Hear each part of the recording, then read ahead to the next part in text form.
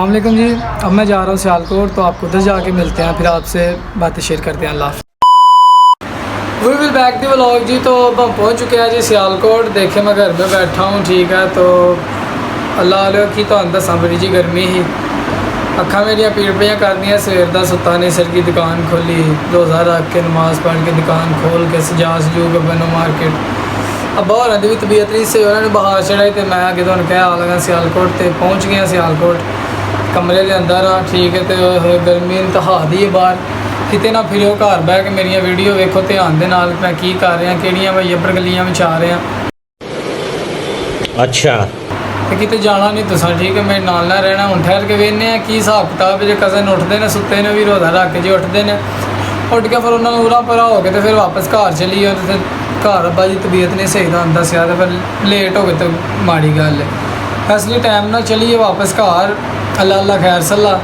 तो तुहानूं मज़ेदार गल दसां, अज बैठा ही रोज़ा तो सवेरे नत्तियां तो पाकिस्तान की हलाल कमेटी बहनी है, तो उन्हें कहना सवेरे चांद ला दे। तो परसों ईद जे शॉपिंग कर लिया ना, बाद चो आखे कि तेरा कसूर है, तो सानूं दसिया नहीं। मैं तुहानूं दस रहा मेरे को जानता नहीं है ये, क्योंकि मैं तो लिया सूट तो बड़ा ही, कोई गर्मी घट्ट है।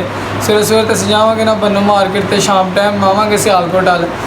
तो उस तो बाद दूजी खुशी है कि मेरा कज़न भाई शानी वो अल्लाह पाक ने बेटा ता किया माशाअल्लाह, तो वो खुशी चो सानू पार्टी देगा ईद वाले दिन या ईद दूजे दिन। मेरे को तो ऐसा धक धक हो रहा है, मेरे को भी हो रहा है। तो पार्टी भी तुहानूं वहावांगे की कोशिश है, तो तुसां साडे नाल रहना, किते जाना नहीं। अल्लाह हाफिज़। बड़ा हरामी हो बेटा। अच्छा जी, तो यार तुहाडे भरा नूं रोज़ा बड़ा जिहा लग गया। मेरी तबीयत ना थोड़ी जी खराब हो रही, तो मैं इन्होंने दस दियाँ कि कोई जी नहीं आ रहा, सारे सुते पे ने। ओहो की पिया होंदा जे, तो घबराहट जी हो रही है। तो मैं ना तुसीं भी सारे रोज़े रखो, ठीक है। जो रोज़े ना तुहां रखे तो कुछ है ना गलत होई, तो इसलिए रोज़े सारे रखने जे। हाय अल्लाह जी, ठीक है। तो मैनूं लगदा मेरी तबीयत नहीं सही है, मेरी ना तबीयत लगदा नहीं सही पई, तो मैं इसलिए चले एक काम कर, 200 रुपए दे और 50 रुपए काट ओवर एक्टिंग के वजह। ना तुसीं सारे रोज़े रखने रहा वाल पे एडे बड़े वाल ने, वजह तो फिर मैंने समझ नहीं लगती पई, इसलिए तो ना सारे रोज़े रखने। कैसा लगा मेरा मजाक? बड़ा हरामी हो बेटा। बैक दी व्लॉग जी। तो ला लियो वेलो वीडियो के चक्कर च ना तुहाडा भरा टुर चला सी, मैं हो चुकिया सा जी बेहोश।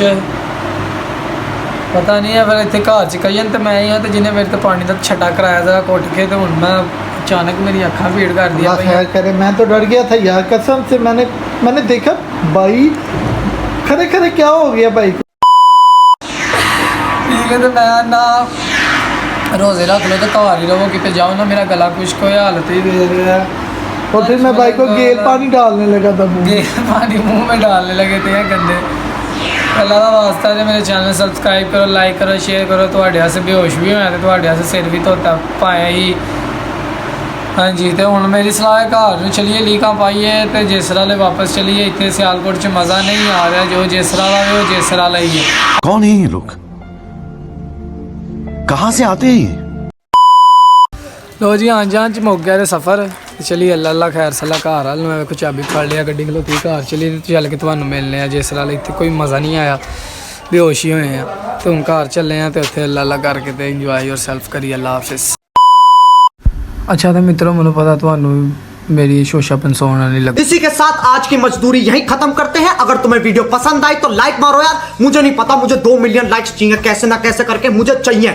इतना जिला मैं कभी नहीं होऊंगा अपनी पूरी जिंदगी में जितना इसमें जिलाऊं, मुझे चाहिए ही चाहिए। तो लाइक मारो, और अगर तुम लोग नए हो तो सब्सक्राइब करो। वो जो लाल वाला बटन है उस पर फूट फेंक के मारो या फिर मोमबत्ती, मुझे नहीं पता, बस क्लिक हो जाना चाहिए। अब मैं भी जा रहा हूं, मुझे पैसों के पीछे भागना है। बाय।